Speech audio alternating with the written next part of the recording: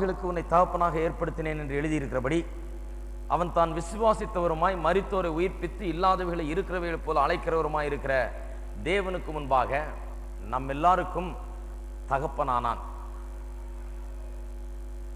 பவுல் அப்போஸ்தலன் 3ஆம் அதிகாரத்திலே நடுவிலே தொடங்கி விசுவாசத்தால் எப்படி மனுஷன் நீதிமானாகிறான், நீதிமானாக்கப்படுகிறான் என்பதை குறித்து பேசி வருகிறார்.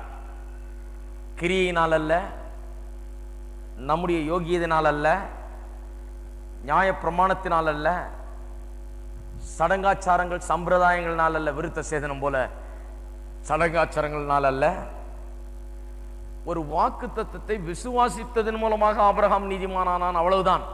அவன் விருத்த சேதனம் பண்ணப்பட்டது நீதிமானாக்கப்பட்ட பிறகு. விருத்த சேதனம் அவனை ரட்சிக்கவில்லை. எந்த சடங்காச்சாரமும் ரட்சிக்காது ஒரு மனுஷனை. ஞானஸ்நானம் கூட ரட்சிக்காது.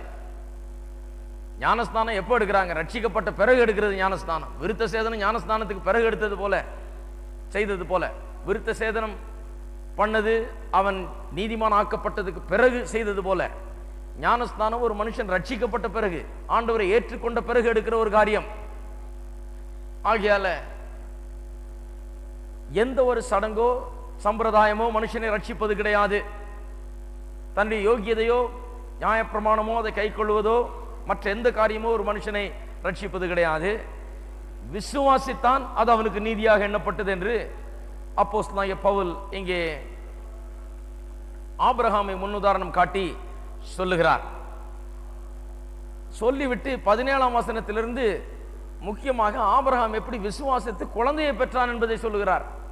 எப்படி கொண்டு வந்து விடுறார் பாருங்க. ஆபிரகாமுக்கும் சாராளுக்கும் குழந்தை இல்லாதிருந்தது. அவன் எப்படி விசுவாசித்தான் தேவனை, எப்படி ஒரு அற்புத விதமாக குழந்தை பிறந்தது அவனுக்கு. ஆண்டவர் அவனுடைய வாழ்க்கையில் அற்புதத்தை செய்தார், ஒரு குழந்தை அவனுக்கு கொடுத்தார்னு சொல்லிவிட்டு இந்த சரீர பிரகாரமான அற்புதம் எப்படி அவன் விசுவாசித்து அந்த விசுவாசத்தின் மூலமா நடந்ததோ அதுபோலவே தான் அந்த ஆவிக்குரிய அற்புதமாய் இருக்கிற அந்த நீதிமானாக்கப்படுதல். பாவியாய் இருக்கிற மனுஷன் திடீர்னு தேவனுடைய பிள்ளையாக மாறுதல், அது அதை விட பெரிய அற்புதம் கிடையவே கிடையாது. பிள்ளை இல்லாத இருக்கிறவனுக்கு பிள்ளை பிறக்கிறது பெரிய அற்புதம் தான். அது சரீர பிரகாரமாய் நடக்கிற அற்புதம். எல்லா அற்புதத்தை காட்டிலும் பெரிய அற்புதம் பாவத்திலே கிடக்கிற ஒருவன், செத்து கிடக்கிற ஒருவன், பாவத்திலே மரித்து கிடக்கிற ஒருவன் திடீரென்று ஜீவனை பெற்று அவன் பிழைத்திருக்கிறான், கிறிஸ்துவுக்குள்ளாக இருக்கிறான், தேவனுடைய பிள்ளையாக எண்ணப்படுகிறான், தேவனோடு கூட அவன் உறவாடுகிறான் என்று சொன்னால் அதை விட ஒரு பெரிய அற்புதம் கிடையவே கிடையாது. அநேக நேரத்தில் இந்த ஆவிக்குரிய அற்புதத்தை விளக்க வேண்டும் என்றால் சரீர பிரகாரமான அற்புதம் ஒன்றை காட்டிதான் இந்த ஆவிக்குரிய அற்புதத்தை விளக்க வேண்டியதாக இருக்கிறது. இயேசு பல நேரங்களிலே அப்படி செய்தார். உதாரணமாக நிக்கதேமுக்கு இயேசு இந்த ஆவிக்குரிய அற்புதமாகிய மறுபடியும் பிறக்குதல் என்பதை குறித்து சொன்னார். நீ மறுபடியும் பிறக்க வேணும், நானுக்கு விளங்கவே இல்லை. அவன் மத போதகன், அநேகருக்கு தேவனுடைய வார்த்தையை போதிக்கிறவன். ஆனாலும் மதம் நிறைய நிறைஞ்சிருந்ததுனால அவனுக்கு சத்தியம் விளங்கல. சொல்றார், மறுபடியும் பிறக்காவிட்டால் நீ தேவனுடைய ராஜ்யத்தை காண மாட்டான் என்றார். அவனுக்கு விளங்கல. நான் எப்படி போய் மறுபடியும் பிறப்பேன் என்று கேட்கிறான். ஆண்டவர் மறுபடியும் அவனுக்கு விளக்கி சொல்லுகிறார், நான் அதை பற்றி சொல்லலையா? நீ தாயின் வயிற்றில் போய் எப்படி மறுபடியும் பிறப்பேன்னு கேட்கிற. நான் சரீர பிரகாரமான காரியத்தை பேசல, ஆவிக்குரிய காரியத்தை பேசுறேன். ஆவிக்குரியபடி நீ மறுஜன்மம் எடுக்க வேண்டும், மறுபிறப்பு அடைய வேண்டும் என்று சொல்லுகிறார். அப்ப கூட விளங்கல. ஆவிக்குரிய பிறப்புக்கும் சரீர பிரகாரமான பிறப்புக்கும் உள்ள வித்தியாசத்தை எடுத்து காண்பிக்கிறார். அப்பவும் அவனுக்கு விளங்கவில்லை. மறுபடியும் இன்னொரு உதாரணத்தை கொடுக்கிறார். ஆவிக்குரிய பிறப்பு என்று சொன்னால் எப்படி காற்று வீசும் போது இலைகள் அசைகிறது, மரம் அசைகிறது, காற்றை நாம் பார்க்கிறது இல்லை, எங்கிருந்து வந்தது எங்க போகுதுன்னு தெரியல. ஆனால் அது ஏற்படுத்துகிற அசைவு நிமித்தமாக காற்று அடிக்கிறது என்பதை அறிந்து கொள்ளுகிறோம். அதுபோலவே மறுபிறப்பும் ஆவிக்குரிய மறுபிறப்பும் இருக்கிறது. ஒரு மனுஷனுக்குள்ள தேவன் அவனை மாற்றினால் அவனுக்குள்ளே காணப்படுகிற வித்தியாசங்கள், வெளிப்படையாக காணப்படுகிற மாற்றங்கள் அவன் மறுபடியும் பிறந்திருக்கிறான் என்பதை நிரூபித்து காண்பிக்கிறது என்று சொல்லுகிறார். அப்பவும் அவனுக்கு வழங்கல. கடைசியா இன்னொரு உதாரணத்துக்கு போயிட்டார். என்ன உதாரணம்? வனாந்தரத்திலே மோசே சர்ப்பத்தை உயர்த்தினது போல மனுஷகுமாரனும் உயர்த்தப்படுவார், அப்பொழுது அவரை விசுவாசிக்கிற யாவரும் ரட்சிப்பை பெறுவார்கள் என்று சொன்னார்.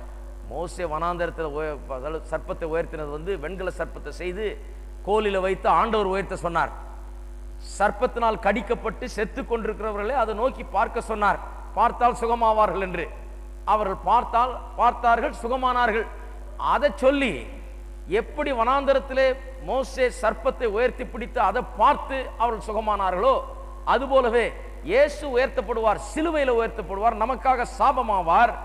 கல்வாரி சிலுவையிலே மரத்திலே தூக்கப்பட்டவராய் சர்ப்பத்தை வெண்கல சர்ப்பத்தை வனாந்தரத்தில் உயர்த்தினது போல இயேசு சிலுவையில் உயர்த்தப்படுவார். அதை பார்த்து அதை விசுவாசித்து அங்கே சிந்தப்படுகிற ரத்தத்தை விசுவாசிக்கிறவர்கள் ரட்சிக்கப்படுவார்கள் என்று சரீர பிரகாரமான சுகத்தை வைத்து ஆவிக்குரிய ஒரு காரியத்தை விளக்குகிறார். ஆகையால் தான் இந்த சுகமளிக்கும் கூட்டங்கள் இதுல எல்லாம் பார்த்தீங்கன்னா ஏன் அது உதவுகிறது என்று சொன்னால், சரீர பிரகாரமாக ஒரு சுகம் மனுஷனுக்கு கிடைக்கும் போது அவன் பார்க்கக்கூடிய அளவில் ஒரு அற்புதம் நடக்கிறது. அதை அவன் புரிந்து கொள்கிறான். பார்க்க கூடாத அளவிலே உள்ளே நடக்கக்கூடிய அற்புதம், ரட்சிப்பு என்கிற அற்புதத்தை நம்ம அவனுக்கு எளிதிலே விளக்கி சொல்ல முடிகிறது.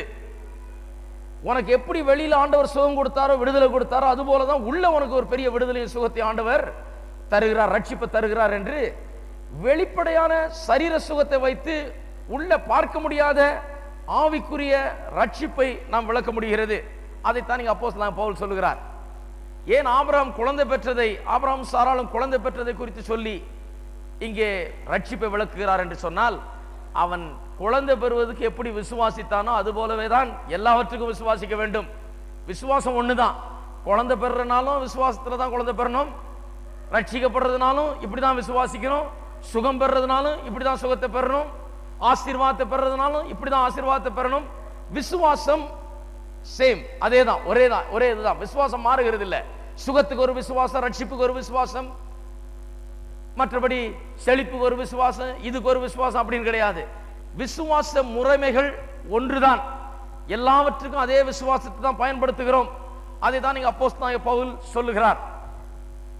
சொல்லும் போது என்ன சொல்லுகிறார்? எப்படி ஆபிரகாம் குழந்தையை பெற்றானாம் சொல்லுகிறார். அநேக ஜாதிகளுக்கு உன்னை தகப்பனாக ஏற்படுத்தினேன் என்று தேவன் சொன்னபோது அதை அவன் விசுவாசித்தான். ஏன் விசுவாசித்தானா? அவர் மரித்தோரை உயிரோடு எழுப்புகிறவர், இல்லாதவற்றை இருக்கிறவைகளை போல அழைக்கிறவர் என்று நம்பி அவர் சொன்னதை, ஜாதிகளுக்கு உன்னை தகப்பனாக்குவேன் என்று அவர் சொன்னதை அவன் விசுவாசித்தானாம். கொஞ்சம் ஆபிரகாமுடைய ஆரம்ப காலத்தை நோக்கி பார்ப்போம். ஆபிரகாமுக்கு முதலாவது ஒரு பெயர் இருந்தது, அது ஆபிராம். ஆபிரகாம்னு ஆண்டவர் பின்னால மாத்தினார். ஆபிராம் என்கிற பெயர், அந்த ஆபிராம் என்கிற பெயருக்கு ஃபாதர் ஆஃப் மெனி, அநேகருக்கு தகப்பன் என்று அர்த்தமாம். பாருங்கள், வெள்ளைக்காரருக்கெல்லாம் இதை விளக்கி சொல்லணும். அந்த நாட்டில் பிரசங்கம் பண்ணிட்டு இருக்கும்போது ஒரு இதை விளக்கி சொன்னேன் நான். அவர்களுடைய நாட்டில் குழந்தை ஒரு ஆளுக்கு இல்லைன்னா சரி போகுது அப்படின்னு போயிடுவாங்க.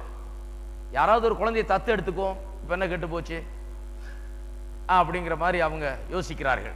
நான் சொன்னேன், எங்கள் கிழக்கத்திய நாடுகளில் குழந்தை இல்லைன்னா அது போல ஒரு பெரிய வேதனை மனுஷனுக்கு கிடையாது. கிழக்கத்திய நாடுகளில் எங்களுடைய திங்கிங் வேற மாதிரி.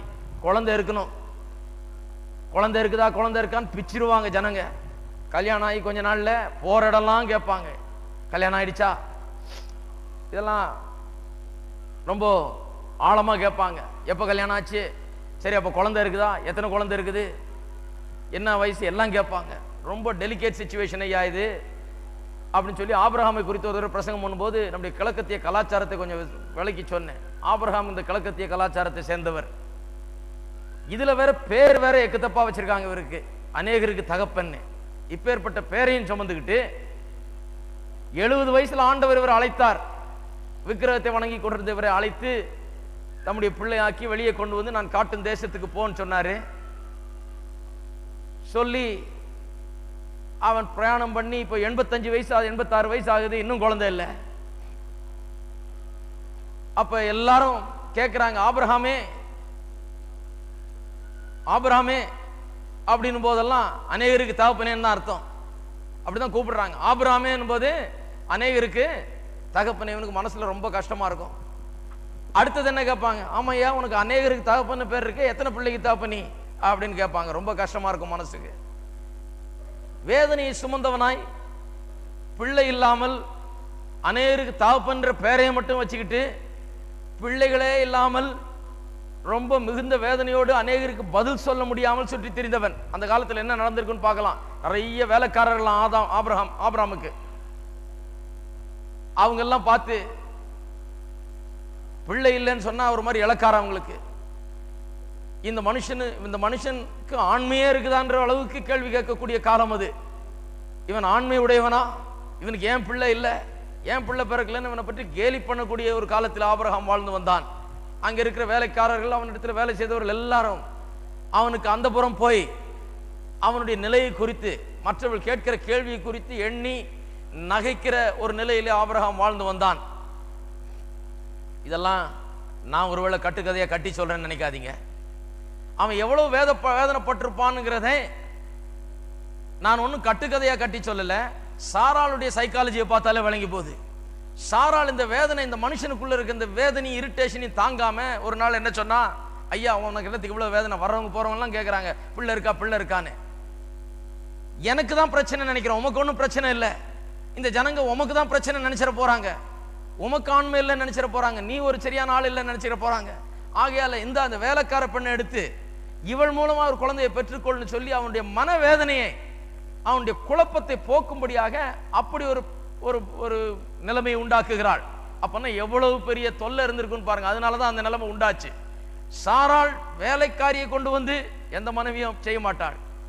இந்த பெண்ணின் மூலமா ஒரு குழந்தையை பெற்றெடுத்து இந்த உலகத்துக்கு நிரூபித்து காண்பித்தரலும், இந்த சிரிக்கிற வேலைக்காரனுக்கு நிரூபித்து காண்பித்தரலும், சுற்றி இருக்கிற ஜனங்களுக்கு நிரூபித்து காட்டலும், ஊரெல்லாம் பேசுறார்களே இவர்களுக்கு நிரூபித்து காட்டலும். நாம் போனா பரவாயில்ல, நீர் பிள்ளையை பெற்று நீர் ஒரு சரியான ஆண் தான் என்பதை இந்த உலகத்துக்கு காண்பித்தரலும் சொல்லிதான் ஆகாரை கொண்டு வந்து ஆபிரகாமிடத்தில் விட்டு அவள் மூலமாக ஒரு குழந்தையை பெறும்படியாக அப்படி செய்தாள். ஆபிரகாமுக்கு கடைசியில் இஸ்மேல் என்கிற பிள்ளையை பெற்றெடுத்தான். இஸ்மேல் பிறந்து கிட்டத்தட்ட 13 ஆண்டுகளுக்கு பிறகு ஆபிரகாமுக்கு 99 வயது ஆகிவிட்டது. ரொம்ப வயசாயிடுச்சு. இப்போ அவன் ஒரு மாதிரி திருப்தி ஆயிட்டான். ஆண்டவர் ஏற்கனவே முதல் அவன் அழைச்சி வெளியே கொண்டு வந்தோன்னு சொன்னார், நான் உன்னை பெரிய ஜாதி ஆக்குவேன்னு. இப்ப ஆபிரகாம் அதெல்லாம் மறந்துட்டான். ரொம்ப நாள் வேதனைப்பட்டு வேதனை தாங்காம மனைவியே கொண்டு வந்து இன்னொரு பெண்ணை கொடுத்து அதன் மூலமா குழந்தை பெத்தாச்சு. இப்ப அநேகருக்கு தகப்பன் தான் பேரு, இருந்தாலும் ஒரு பிள்ளை தான் இருக்குது, அதே போதும். பிள்ளையே இல்லைன்னு சொல்றதை விட ஒன்னு இருக்குதுன்னு சொல்றது எவ்வளவு மேலு. அநேகருக்கு தகப்பன் பேரை வச்சுட்டு ஒரு பிள்ளை தான் வச்சிருக்கான்னு கேட்பான், அவ்வளவுதான். பிள்ளையே இல்லைன்னா தான் பெரிய வம்பு அப்படின்னு சொல்லி ஒரு விதமா திருப்தி அடைந்து வயதான காலத்தில் இதுக்கு மேல வேணான் இருந்த ஆளு ஆபிரகாம் வந்து சொல்லுகிறார், தேவன் வந்து சொல்லுகிறார், நான் உன்னோடு கூட உடன்படிக்கை ஏற்படுத்தி உன்னை பெருத்த ஜாதியாய் பெருக பண்ணுவேன்றார். ஆபிரகாம் சொல்றார், ஐயோ வேண்டாம் ஐயா, ஆள விடும். 17ஆம் அதிகாரத்தை வாசித்து பாருங்க. வயசாயிடுச்சு, ஆண்டவரே போதும், எனக்கு வேண்டாம், இந்த இஸ்மேல் உமக்கு முன்பாக வாழட்டும், இந்த இஸ்மேலே போதும் ஆண்டவரே, இவனை பெரிய ஜாதி ஆக்கும், இது போதும் என்று சொல்லுகிறான். ஆண்டவர் சொல்றாரு, முடியாது. இஸ்மேல் வந்து நீ உன்னுடைய பலத்தினால் பெற்ற பிள்ளை, நீ உன்னுடைய சாமர்த்தியத்தை காண்பிக்கிறதுக்காக பெற்ற பிள்ளை, நீ ஒரு ஆண் என்பதை காண்பிக்கிறதுக்காக பெற்ற பிள்ளை, உன்னால் என்ன முடியும் காண்பிக்கிறதுக்காக பெற்ற பிள்ளை, அதை நான் ஏற்றுக்கொள்ள மாட்டேன். நான் என்னால் என்ன முடியும்ன்றதை காண்பிக்க போகிறேன். இதுதான் ரட்சிப்பு. இதுக்கு தான் இந்த உதாரணத்தையே அப்போஸ்தலனாகிய பவுல் கொண்டு வருகிறார். ரட்சிப்பு என்ன? நான் ஏதோ நல்லவன், நான் ஏதோ யோகியன், என்னால் என்ன செய்ய முடியும், என்னுடைய யோகியதை நான் 10 கற்பனையை கை கொண்டேன், நான் இப்படி செய்தேன், நான் விருத்த சேதனம் பண்ணேன், அதல்ல ரட்சிப்பு. ரட்சிப்பு நம்மால் என்ன செய்ய முடியும் என்பதை வைத்தல்ல. ரட்சிப்பு தேவன் நமக்கு என்ன செய்கிறார். நம்மால ஒன்று செய்ய முடியாத இருந்த நிலையிலே தேவன் வந்து ஒரு அற்புதத்தை செய்கிறார். அதுதான் ரட்சிப்பு என்கிறதை விளக்குறதுக்காக தான் அப்போஸ்தலனாகிய பவுல் ஆபிரகாமை உதாரணமாக காட்டுகிறார். ஆபிரகாம் வேணான்றான், இது போதும் ஆண்டவரே, தான் பிறந்துருச்சு, இப்ப ஏன் இன்னொரு குழந்தையை கொடுக்குறீன்னு கேட்கிறான். ஆண்டவர் சொல்றார், இல்ல இல்ல, என்னுடைய வல்லமையினால, நான் செய்கிற கிரியினால, உன்னால முடியாமல் இருக்கும் போது, உன்னால முடியாதுன்னு சொல்லும் போது அற்புதமா நான் தர போறேன் பாரு, அதைத்தான் நீ பெற்றுக்கொள்ள வேண்டும். அதுதான் ரட்சிப்பு என்ன என்பதை விளக்க போகிறது என்று சொல்லுகிறார். ஆகையால் தான் கலாத்தியருக்கு இருப்போம். கலாத்தியரிலே அப்போஸ்தலனாகிய பவுல் அதை எடுத்து வைத்துக்கொண்டு இஸ்மேலையும் ஈசாக்கையும் கம்பேர் பண்ணுகிறார், ஒப்பிட்டு பேசுகிறார். 21ஆம் வசனம், நியாயப்பிரமாணத்துக்கு உட்பட்டிருக்கிற விரும்புகிற நீங்கள். 4ஆம் அதிகாரம் 21ஆம் வசனம். நியாயப்பிரமாணத்திற்கு கீழ்ப்பட்டிருக்க விரும்புகிற நீங்கள் நியாயப்பிரமாணம் சொல்லுகிறதை கேட்கவில்லையா? இதை எனக்கு சொல்லுங்கள். கலாத்தியர்லையும் இந்த நியாயப்பிரமாணம் கிருபை இந்த ரெண்டுத்தை குறித்து பெரிய போராட்டம். மனுஷன் நியாயப்பிரமாணத்தை கை கொள்றதுனால ரட்சிக்கப்படுறானா? இல்ல இயேசு விசுவாசிக்கிறது மூலமா ரட்சிக்கப்படுறானா? ஜனங்களுக்கு பாருங்க, எப்பவுமே தாங்கள் ஏதாவது செய்யணும், அப்பதான் அவங்களுக்கு ஒரு திருப்தி இருக்குது. தாங்கள் செய்கிறதுனால தான் ரட்சிப்பு உண்டாகிறது என்பதை சுலபமாய் விசுவாசிக்கிறார்கள். விசுவாசிக்கிறது மூலமாக நீதிமானாகிறான் என்பதை விசுவாசிக்கிறது ரொம்ப கடினம். ஆகையால் தான் கத்தோலிக்க மதம் போன்ற மதங்களிலே மனுஷனை நிறைய காரியங்கள் செய்ய சொல்றாங்க. நீ இதெல்லாம் செய்ய, அப்ப உனக்கு இது உண்டுன்றாங்க. அவங்களுக்கு ரொம்ப சந்தோஷமா இருக்கு, போய் தாராளமா செய்துட்டு வருவோம்னு செய்யறாங்க. அவங்களுக்கு ஒரு பெரிய அதுல ஒரு தற்பெருமை உண்டாகிறது. 22ஆம் வசனம் பார்ப்போம். ஆபிரகாமுக்கு 2 குமாரர்கள் இருந்தார்கள் என்று எழுதி இருக்கிறது.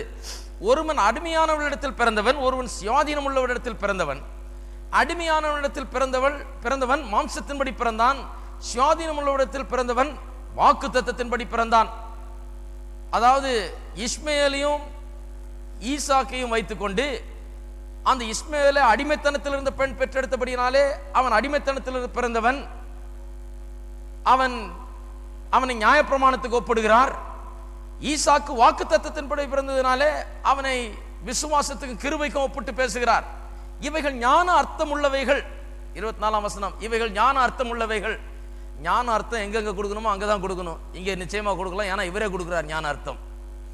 ஞான அர்த்தம் உள்ளவைகள். அந்த ஸ்திரீகள் 2 ஏற்பாடுகளாம். ஒன்று சீனாய் மனையில் உண்டான ஏற்பாடு, அது அடிமைத்தனத்திற்கு உள்ளாக பிள்ளை பெறுகிறது. அது ஆகார் என்பவள் தானே. ஆகார் என்பது அரபி தேசத்தில் உள்ள சீனாய் மலை. அந்த ஆகார் இப்பொழுது இருக்கிற எருசலேமுக்கு சரி. இவள் தன் பிள்ளைகளோட கூடி அடிமைப்பட்டிருக்கிறாளே. மேலான எருசலேமோ சுயாதீனம் உள்ளவள், அவளே நம்ம எல்லாருக்கும் தாயானவள். அந்தபடி பிள்ளை பெறாத மலடியே மகிழ்ந்திரு, கற்பனை வேதனைப்படாதவளே களிப்பாய் எழும்பி ஆர்ப்பரி. புருஷன் உள்ளவளை பார்க்கலும் அநாத ஸ்திரீக்கே அதிக பிள்ளைகள் உண்டு என்று எழுதி இருக்கிறது. சகோதரரே, நாம் ஈசாக்கை போல வாக்கு தத்தத்து பிள்ளைகளாய் இருக்கிறோம். ஆகையால் மாம்சத்தின்படி பிறந்தவன் ஆவியின் அப்படி பிறந்தவனை எப்போதும் துன்பப்படுத்துகிறது போல இப்போதும் நடந்து வருகிறது. எப்படி ஒப்பிட்டு பேசுகிறார் பாருங்க. ஆபிரகாம் பெற்ற இஸ்மேல் என்பவன், அவனை குறித்து பேசும்போது என்ன சொல்கிறார்? அவன் தன்னுடைய சுய பலத்தினால் பெற்றது. அவன் தன்னுடைய பலத்தை நிரூபிக்க, ஆண்மையை நிரூபிக்க, அவனால் பிள்ளை பெற முடியும் என்று நிரூபிக்க செய்தது. அப்படி பிறந்தான். அதனால தான் ஆண்டவர் வேணான்ட்டார். அவருடைய வாக்கு தத்தத்தை விசுவாசித்து பெற்ற பிள்ளைதான் ஈசாக்கு. நம்முடைய ரட்சிப்பு நியாயப்பிரமாணத்தை செய்கிறதன்படியால் வருகிறது கிடையாது. நியாயப்பிரமாணத்துக்கு உட்பட்டு இருக்க விரும்புகிறவர்களுக்கு சொல்லுகிறார், நீங்கள் நியாயப்பிரமாணம் சொல்லுகிறதை கேட்கவில்லையா என்று. நியாயப்பிரமாணத்துக்கு உட்பட்டு இருக்கிற விரும்புகிறவர்கள் அவர்கள் இந்த அடிமைத்தனத்தின் பிள்ளையை போல இருக்கிறார்கள். தங்களுடைய சுயபலத்தை தான் அவர்கள் நிரூபிக்கிறார்கள். தங்களுடைய சுய யோக்கியதை, சுயபலம், தங்களுடைய சுயமேன்மை, சுயநீதி, இவைகளை சார்ந்திருக்கிறார்கள். வாக்கு தத்தத்தின் பிள்ளைகளாக இருக்கிறவர்கள் தேவனை விசுவாசித்து, இயேசு செய்த காரியங்களை விசுவாசித்து அதன் மூலமாக ரட்சிக்கப்படுகிறார்கள். இந்த கம்பாரிசனை இங்கே செய்கிறார். இப்படி ஆபிரகாம் என்கிற பெயரை கொண்ட இவனை அநேகருக்கு தகப்பன் என்ற அர்த்தமுள்ள பெயர். அவன் அந்த பெயர்னாலே சஞ்சலப்பட்டு கடைசியில மனைவி இன்னொரு பெண்ணை அவனுக்கு கொடுத்து அதன் மூலமா பிள்ளையை பெற்று போதும் என்று இருக்கிற வேளையில் ஆண்டவர் அவனுக்கு காட்சியளித்து அவனுடைய பெயரை மறுபடியும் மாற்றுகிறார். ஆதியாகமம் 17ஆம் அதிகாரத்துக்கு திருப்போம்.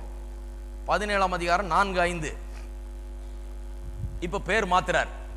என்ன மாத்த போறாரு? சரி, அநேகருக்கு தகப்பன் இருக்குதே, இதை மாத்தி ஒரு பிள்ளைக்கு தகப்பன் ஆக்கலாமா, இல்ல வேற ஏதாவது பொருத்தமான பேர் வைக்கலாமா? பாவம் பிள்ளை பெறாம இவ்வளவு சஞ்சலப்படுகிறானே என்று சொல்லி பேரை மாத்த போகிறார். பாருங்க, இனி உன் பேர் ஆபிராம் எனப்படாமல் நான் உன்னை திரளான ஜாதிகளுக்கு தகப்பனாக ஏற்படுத்தினபடியால் உன் பேர் ஆபிரகாம் எனப்படும். இப்ப அநேகருக்கு தகப்பன்ல, திரளான ஜாதிகளுக்கு தகப்பன். பேர் இன்னும் மோசமா போகுது. இப்போ முதல்ல இருந்த பேரையே தாங்க முடியாம டெஸ்பரேஷன்ல போராடமெல்லாம் கேட்கிறாங்க, அநேகருக்கு தகப்பன், அநேகருக்கு தகப்பன் அப்படின்னு சொல்லி எப்படியாவது ஒன்னையாவது பெத்துக்கோன்னு சொல்லி தவறான முறையிலேயே பெத்து எடுத்துட்டான் ஒரு குழந்தைய. அந்த பேர் பண்ண வேலை அது, அந்த பேர்னால வந்த வேதனை.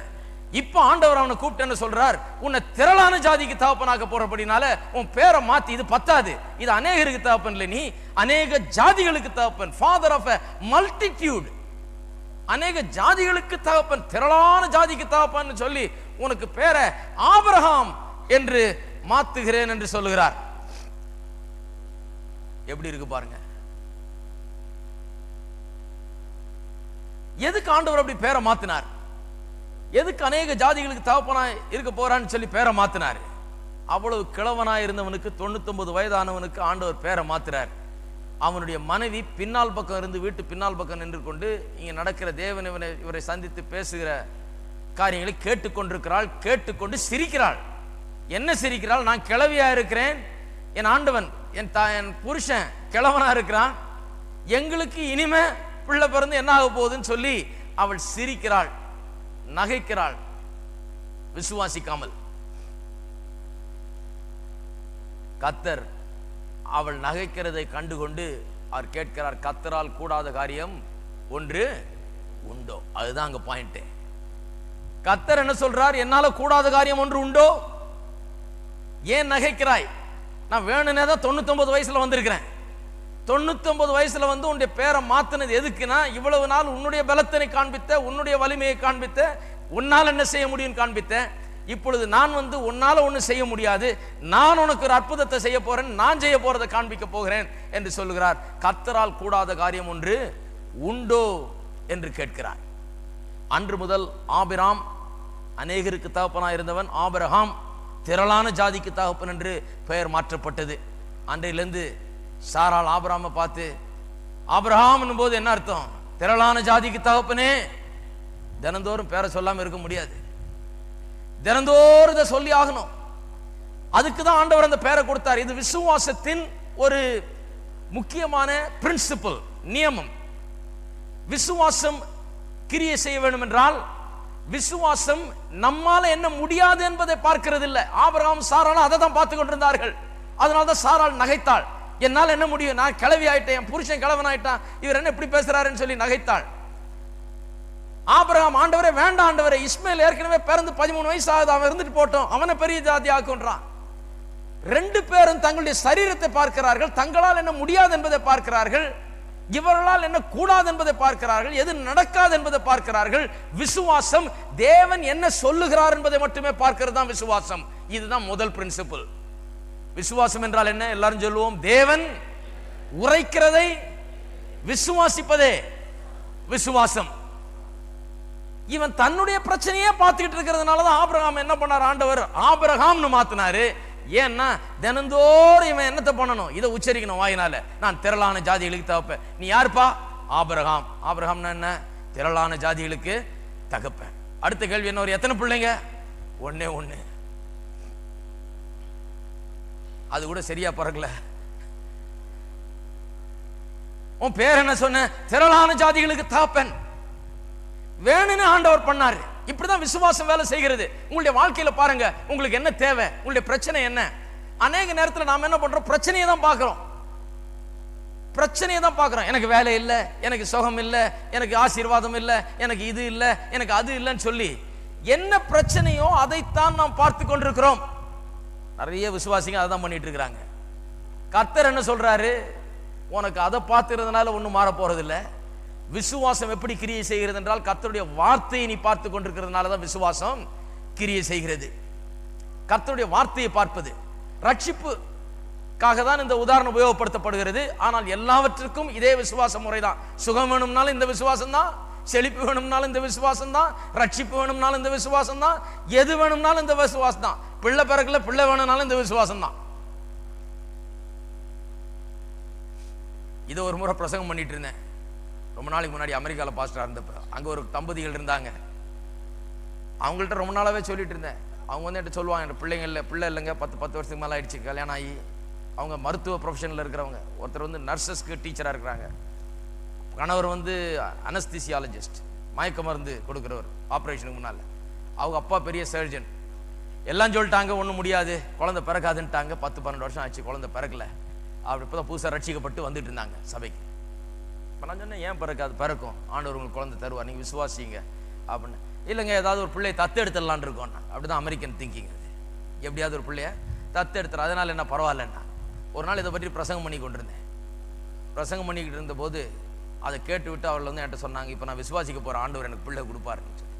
அப்போ தான் நான் அங்கேருந்து விட்டு கிளம்பி இங்கே வருகிற நேரம், கடைசியாக அங்கேருந்து விடுற நாள் அவர்களோட சேர்ந்து நாங்கள் 3 பேரும் ஜெபம் பண்ணினோம். விட்டு இங்கே வந்த பிறகு 3 மாதத்துக்கு பிறகு எனக்கு லெட்டர் வருது, அந்த அம்மா கற்பந்தரித்து இருக்கிறார்கள்னு. இப்போ குழந்தை பிறந்து இப்போ 3 குழந்தை பிறந்துருச்சு. இப்போ நான் சொன்னேன், இப்போ நிறுத்துறதுக்கு வேறு தனியாக ஜெபம் பண்ணும் போல இருக்கு. எத்தனை பேர் விசுவாசிக்கிறீங்க கர்த்தர் அற்புதத்தை செய்கிறவர்னு? அதுக்கும் அதே விசுவாசம் தான், ரட்சிப்புக்கும் அதே விசுவாசம் தான். ரட்சிக்கப்பட வேண்டும் என்றால் நிறைய பேர் பாருங்க இன்றைக்கு ரட்சிப்பை தவறா புரிந்து கொள்கிறார். அதனால தான் அப்போஸ்தலனாகிய பவுல் இங்கே இதை கொண்டு வருகிறார் இந்த உதாரணத்தை. ரட்சிப்பு ஒரு உணர்ச்சி அல்ல. ரட்சிப்பு நம்ம எப்படி உணர்கிறோம் என்கிறத பார்க்கறதல்ல. நமக்கு மனசோர்வா இருக்குதா, ரட்சிக்கப்பட்டது போல இருக்குதா இல்லையா, இதெல்லாம் பார்க்கறது இல்லை. பாருங்க, நாங்கெல்லாம் வளர்ந்து வந்த காலத்தில் ரட்சிப்பை வெறும் உணர்ச்சியா தான் ஆக்குனாங்க. முதல்ல இருந்தே அது உணர்ச்சி தான். பிரசங்கம் பண்ணோன்னு ஒரு ஆல்டர் கால் கொடுப்பாங்க. அந்த ஆல்டர் காலில் யாரும் வரலன்னா 15-20 நிமிஷம் ஆல்டர் கால் கொடுப்பாங்க. அன்பான சகோதரனே, சகோதரியே, நீ வரமாட்டாயா வரமாட்டாயா வரமாட்டாயான்னு ஒரு ஆளுதான். அப்புறம் நரகத்தை பற்றி சொல்லுவாரு கொஞ்ச நேரம், அப்புறம் பரலோகத்தை பற்றி சொல்லுவாரு. வெளியில போனா லாரி அடிச்சு நீ செத்தா நீ என்ன ஆவா, இன்னைக்கு செத்தா நீ என்ன ஆவா அப்படின்னு. இப்படியே பயங்காட்டி அலசடிப்பட்டு அங்க நின்றுட்டு இருக்கிறவன் அப்படி இப்படின்னு கொஞ்சம் ஊசலாடிட்டு இருக்கிறவங்க கூட அழ ஆரம்பிச்சிருவான். அப்புறம் ஐயோ என்ன அப்படி சொல்லிட்டாரு, லாரி அடிச்சு செத்தா என்ன ஆவேன். சரி, மொல்லமா அப்படியே புடவை தூக்கி அப்படியே தொடச்சிக்கிட்டு முன்னால் வருவாங்க 2 பேர். இப்படிதான் முதல்ல ஆரம்பமே உணர்ச்சி. தீர்மானத்துக்கு அங்க இடமே இல்லை. உணர்ச்சி கிளப்பி உசுப்பி விட்டு அழுது கிழுது புலம்பி கத்தி கதறி வா ஆ ஓன்னு கத்தி எப்படியாவது ஒரு 4 பேரை கொண்டு வந்து முன்னால் நிறுத்தி உணர்ச்சி வசப்பட்டதுனால வந்துட்டாங்க. உணர்ச்சி வசப்பட்டு வந்து கடைசியில் எவ்வளவு உணர்ச்சிகரமாக பிரசங்கிக்கிறாரோ அவ்வளவு உணர்ச்சியோட ஜனங்க வருவாங்க. வந்து விட்டு கடைசியில் வீட்டுக்கு போயிட்டு ரட்சிக்கப்பட்டு வீட்டுக்கு போகிறார்கள். வீட்டுக்கு போறப்போ என்ன நினைச்சிட்டு போறாங்க, இதெல்லாம் உணர்ச்சி. வீட்டுக்கு போனோன்னு எப்படி இருக்குது, பழைய பிரச்சனைகள், பழைய போராட்டங்கள், பழைய வாழ்க்கையின் சவால்கள் இதெல்லாம் சந்திக்க நேரிடுது. உடனே அவங்களுக்கு வந்து ரட்சிப்பே இல்லைன்றது மேலே ஆகிப்படுது. என்ன சொல்றாங்க, என்னங்க நான் வீட்டுக்கு போனேங்க, ஆண்டவரேன்னு கைவிட்டது மாதிரி இருக்குது, ரட்சிக்கப்பட்ட போற உணர்வே இல்லை, சந்தோஷமே இல்லை, எனக்கு சமாதானமே இல்லை, எனக்கு ஒரே பிரச்சனையா இருக்குது, எனக்கு ஒரே கவலையில் அப்படியே உட்கார்ந்துட்டேன், இடிஞ்சு போயிட்டேன் அப்படின்றாங்க. உடனே என்ன சொல்றாங்க, ரட்சிப்பு எனக்கு இருக்குதானே இப்போ சந்தேகமா இருக்குது. ஆகையால் தான் நாங்களாம் அந்த காலத்தில் ஒரு 10-12 தடவையாவது ரட்சிக்கப்பட்டோம். ஏன்னா அப்பப்போ ரட்சிக்கப்பட்டது போல இருக்கும், அப்பப்போ ரட்சிக்கப்பட்டது படாது போல இருக்கும். அது எப்படி இருக்குதுன்னு பார்த்துக்கிட்டு தான் நாங்கள் அது எப்படி இருக்குதுன்னு முடிவு பண்ணுவோம். நாங்கள் பிறகுதான் எனக்கு தெரிஞ்சது ரட்சிப்புக்கும் உணர்ச்சிக்கு சம்பந்தமே கிடையாது. என்னுடைய உணர்ச்சியை பார்க்கறது இல்லை ரட்சிப்பு. ரட்சிப்பு என்றால் என்ன, ஆபிரகாம் போல விசுவாசிக்கணும். எப்படி விசுவாசத்தான், ஜாதிகளுக்கு தகப்பன் அவர் சொல்லிட்டார். அவர் சொல்லிட்டாரா, அப்புறம் ஒரு குழந்தை தான் இருக்குது அதையே பார்த்துக்கிட்டு இருக்கிறது இல்லை, இல்லை வேற குழந்தை இல்லையான்னு அதை யோசித்துக்கிட்டு இருக்கிறது இல்லை, ஊர்ல எப்படி பேசுறாங்களே அதை பற்றி யோசிக்கிறது இல்லை. ஜாதிகளுக்கு தகப்பன், திரளான ஜாதிக்கு நான் தகப்பன், திரளான ஜாதிக்கு நான் தகப்பன், திரளான ஜாதிக்கு நான் தகப்பன் அவர் சொல்லிட்டார். அவருக்கு முன்பாக நமக்கு எல்லாருக்கும் அவன் தகப்பன் ஆனான். அன்னைக்கே தகப்பன் ஆயிட்டான். அவனை கேட்டா யாருப்பா நீனா, நான் தான் திரளான ஜாதிக்கு தகப்பன், தகப்பன் ஆயிட்டான். அதுதான் விசுவாசம். விசுவாசம் என்றால் என்ன, உணர்ச்சியை பார்க்கிறது இல்ல, நம்முடைய சூழ்நிலையை பார்க்கிறது இல்ல, கர்த்தர் என்ன சொல்லி இருக்கிறார் அதை பார்க்கிறது. அதுதான் விசுவாசம். கர்த்தர் எப்பவுமே அப்படிதான் பேசுறாரு பாருங்க. இதுதான் விசுவாசத்தின் முதல் பிரின்சிபல். என்ன, விசுவாசம் கர்த்தருடைய வார்த்தையை பார்க்கிறது, சூழ்நிலையை அல்ல, சந்தர்ப்பங்களை அல்ல, உணர்ச்சிகளை அல்ல, கர்த்தருடைய வார்த்தை என்ன சொல்லுகிறது என்று பார்க்கிறது. ஜாதிகளுக்கு தகப்பன் அவர் சொல்லிட்டாரா, முடிஞ்சு போச்சு. நான் சுகமானேன் அவர் சொன்னாரா, முடிஞ்சு போச்சு. எல்லா ஆசீர்வாதங்களும் என் வாழ்க்கையில உண்டு. சிங்க குட்டிகள் தாழ்ச்சி அடைந்து பட்டினியா இருக்கும், கர்த்தரை தேடுகிறவர்களுக்கு ஒரு நன்மையும் குறைவுபடாது என்று அவர் சொல்லிட்டாரா, அப்ப அப்படிதான் எனக்கு குறைவுபடாது. கர்த்தரன் மெய்ப்பராக இருக்கிறார், நான் தாழ்ச்சி அடையேன்னு அவர் சொல்லிட்டாரா, நான் தாழ்ச்சி அடைய மாட்டேன். இல்லைங்க கையில காசே இல்லைங்க, அதை பேசாதீங்க, அதை பார்க்காதீங்க. ஆபிரகாமை போல இருங்கள். விசுவாசம் ஆபிரகாமுடைய விசுவாசத்தை போல இருக்கணும். உங்க விசுவாசத்தை வச்சுக்கிட்டு ஆபிரகாமுடைய ஆசீர்வாதத்தை பெற முடியாது. ஹலோ, சிலர் வந்து அவங்க விசுவாசத்தை வச்சுக்கிட்டு ஆசீர்வாதம் மட்டும் ஆபிரகாமுடைய ஆசீர்வாதம் வேணுமா. ஆபிரகாமுடைய விசுவாசம் இருந்தாதான் ஆபிரகாமுடைய ஆசீர்வாதம் கிடைக்கும். ஆபிரகாம் என்ன பண்ணா, ஒண்ணுமே இல்லாதப்ப ஜாதிகளுக்கு தகப்பன், நான் திரளான ஜாதிகளுக்கு தகப்பன் தேவன் சொன்னார். தேவன் சொன்னபடினால் நான் அப்படிதான் நான் திரளான ஜாதிகளுக்கு தகப்பன் சொல்லி தகப்பன் ஆனான். என்னைக்கு தகப்பன் ஆனான், பிள்ளை பெத்த பிறகல்ல, நம்ம எல்லாருக்கும் தகப்பன் ஆனான். நம்மளெல்லாம் பார்த்தானா கிடையாது. அன்றைக்கே விசுவாசித்து விட்டான் அவன், நமக்கெல்லாம் தகப்பன் என்று அன்றைக்கே விசுவாசித்து விட்டான், முடிந்து போய்விட்டது. ரட்சிப்பு அப்படிதான். கர்த்தர் என்ன சொல்லுகிறார், நீ நீதிமான். எத்தனை பேர் விசுவாசிக்கிறீங்க? இல்லைங்க, இன்னும் இந்த பாவ சிந்தனை எல்லாம் வந்துகிட்டே இருக்குதுங்க அப்பப்போ கொஞ்சம். நீதிமான் வசனம் சொல்லுது, கர்த்தர் சொல்லுகிறார் நீங்கள் நீதிமான் என்று. எதை விசுவாசிக்க போறீங்க? இல்லைங்க ஒரு மாதிரியா இருக்குதுங்க, அதை கேட்கலங்க. கர்த்தர் சொல்லுகிறார் நீங்கள் நீதிமான், அதை விசுவாசிக்கிறீங்களா என்ன? எத்தனை பேர் விசுவாசிக்கிறீங்க? கையை வச்சு சொல்லுங்க. நான் நீதிமான்.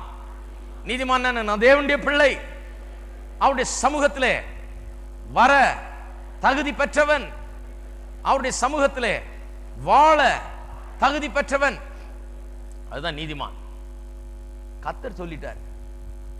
கர்த்தர் சொல்லிட்ட பிறகு அதை மாற்றக்கூடிய ஆள் யாருமே கிடையாது. அந்த உலகத்திலே அதை மாற்றக்கூடிய சக்தி எதுவுமே கிடையாது. 10 பேர் உங்களை சூழ நின்று சொல்ல, நீ எப்படி தேவனுடைய பிள்ளைன்னு சொல்ல, நீங்க தேவனுடைய பிள்ளை தான். கர்த்தருடைய வசனம் சொல்லுது, ஒருவன் கிறிஸ்துவுக்குள் இருந்தால் அவன் புது சிருஷ்டியா இருக்கிறான். எல்லாம் சொல்லுங்க, நான் புது சிருஷ்டி. நான் முதல்ல வந்து பிரசங்கம் பண்ணாரு, நான் புது சிருஷ்டின்னு சொன்னேன்னு எல்லாம் அப்படி முழிப்பாங்க.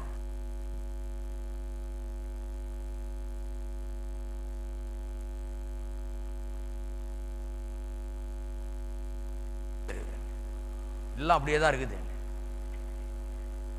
இவங்க நேற்றும் இன்றும் என்றும் மாறாதவங்க பாருங்க. வேதவசனம் சொல்லுகிறது புது சிருஷ்டி.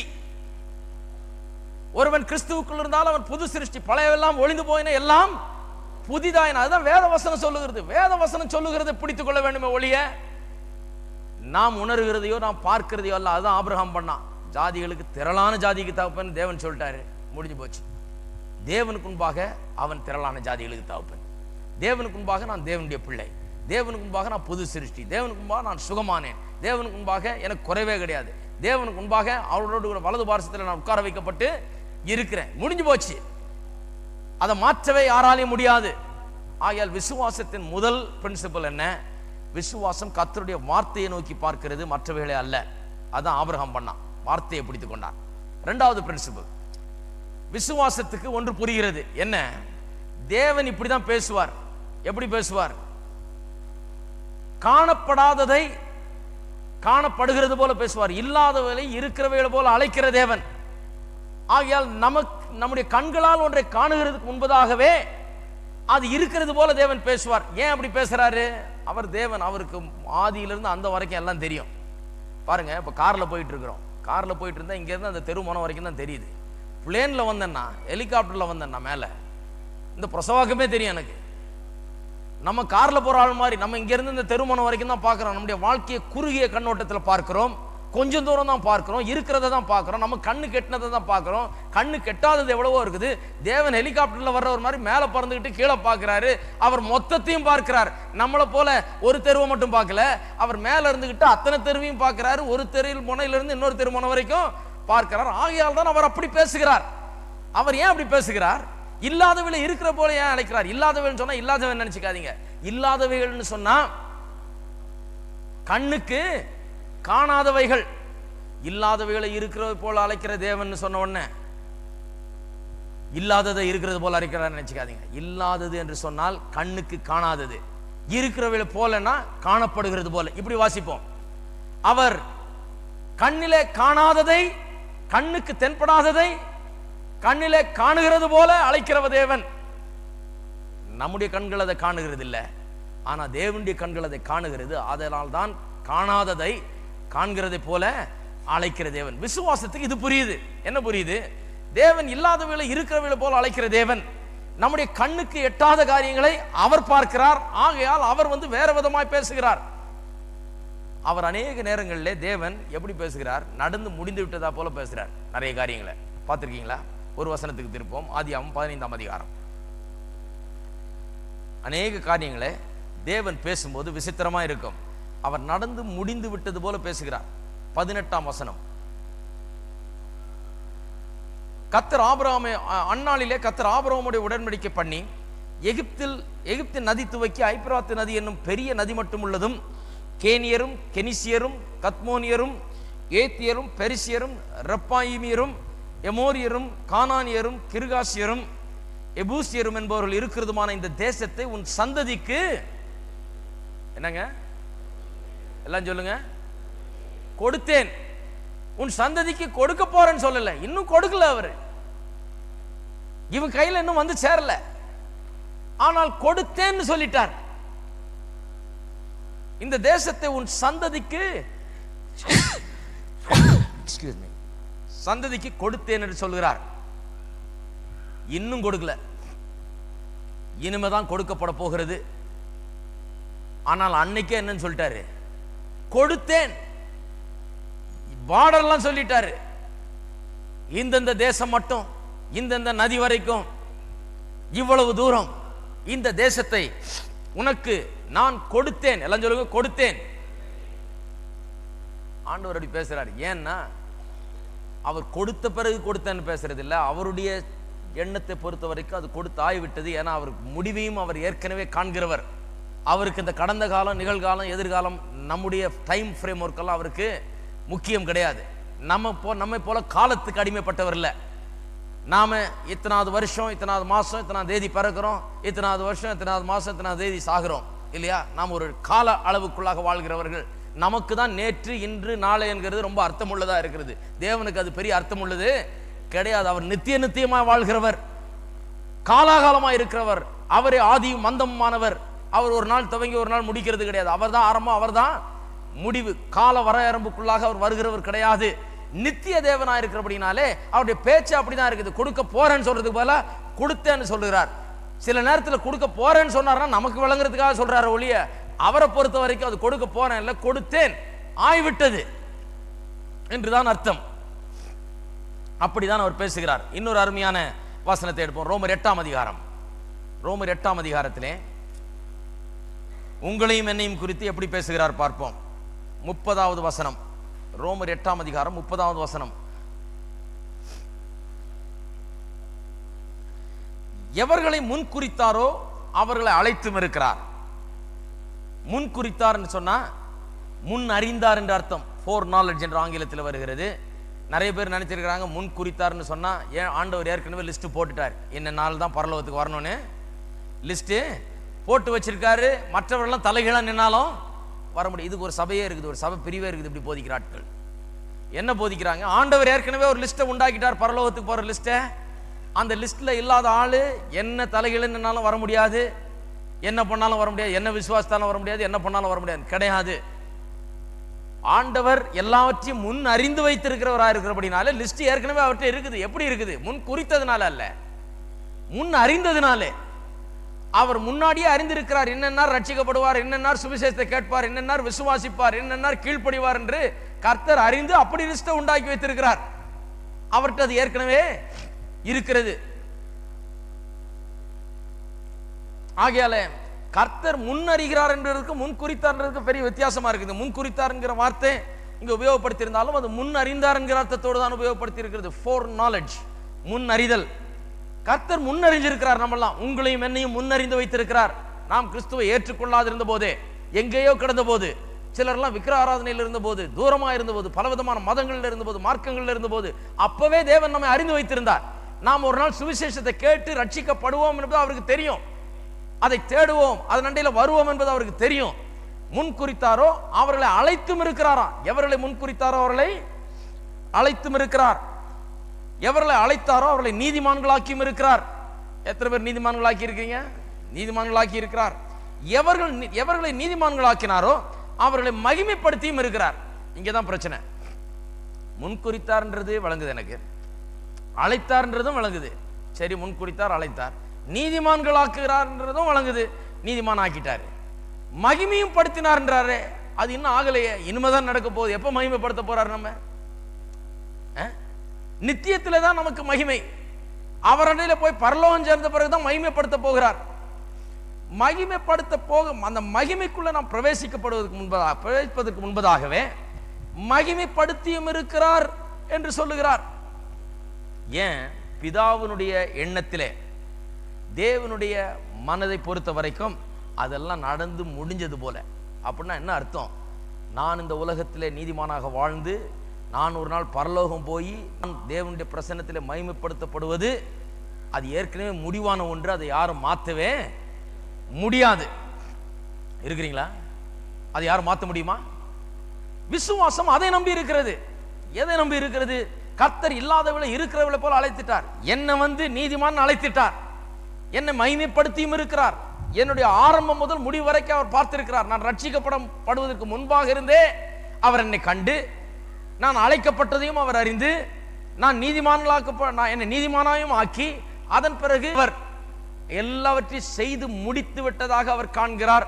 யாரும் அதை மாற்றவே முடியாது. அதுதான் என்னுடைய ரட்சிப்பு. அந்த ரட்சிப்பிலே நான் விசுவாசத்தோடு நிற்க வேண்டும். அடுத்த வசனம் வாசிப்போம். 8ஆம் அதிகாரம் 31ஆம் வசனம். இவைகளை குறித்து நாம் என்ன சொல்லுவோம்? தேவன் நம்முடைய பட்சத்தில் இருந்தால் நமக்கு விரோதமாய் இருப்பவன் யார்? அதாவது நம்முடைய ரட்சிப்பு எவ்வளவு ஷூர், எவ்வளவு நிச்சயமானது என்பதை இங்கே சொல்லுகிறார். தேவன் நம் பட்சத்தில் இருக்கார். அவர் நம்ம அழைச்சிருக்கிறார், முன்குறித்திருக்கிறார், நீதிமானாக்கி இருக்கிறார், மகிமையும் படுத்தி விட்டார். அதாவது ஆரம்பம் முதல் முடிவு வரை முடிவு பண்ணி விட்டார். அதை யாரும் மாற்ற முடியாது. நம்முடைய டெஸ்டினி ஃபிக்ஸ்டா இருக்கிறது. நம்முடைய முடிவு நிர்ணயிக்கப்பட்டு முடிவு செய்யப்பட்டாகிவிட்டது. அதை மாற்றக்கூடியவர் ஒருவரும் இல்லை. இப்படி தேவன் நம்முடைய பட்சத்தில் இருந்தால் நமக்கு விரோதமாய் இருப்பவன் யார்? நம்முடைய சொந்த குமாரன் என்றும் பாராமல் நம்ம எல்லாருக்காகவும் அவரை ஒப்பு கொடுத்தவர், அவரோட கூட மற்ற எல்லாவற்றையும் நமக்கு அருளாதிருப்பது எப்படி? அதான் விசுவாசம். விசுவாசம் என்ன பார்க்குது? எது இல்லைன்னு இல்லை. தன்னுடைய சொந்த குமாரனை கொடுத்தவர் மற்ற எல்லாவற்றையும் எனக்கு கொடுக்காதிருப்பது எப்படி? கண்டிப்பா நிச்சயமா தேவன் தன்னுடைய சொந்த குமாரனை எனக்காக கொடுத்தார் என்றால் எனக்கு எல்லாவற்றையும் அவரோடு கூட மற்ற எல்லாவற்றையும் எனக்கு அருளுவார் என்பதுதான் விசுவாசம். 33.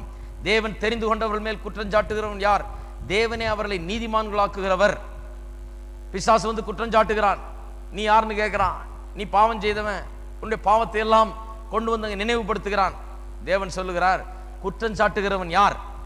தேவனே அவர்களை நீதிமான்களாக்குகிறவர்.